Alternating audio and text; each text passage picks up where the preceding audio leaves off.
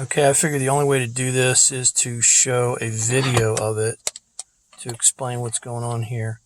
I have this tuned to the NOAA weather radio station for Washington, D.C. There is no antenna hooked to it at all. When I touch the center lead, I act as an antenna, and I can pick up NOAA weather radio. Now, when I take the little mag mount antenna that I got,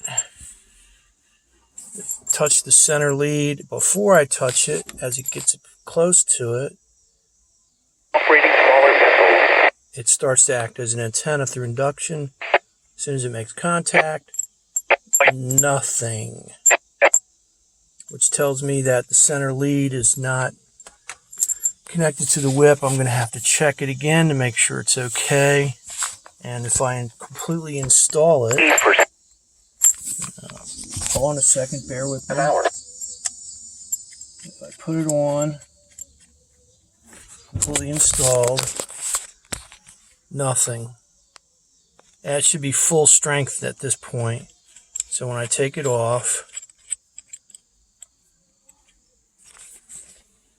what's going on?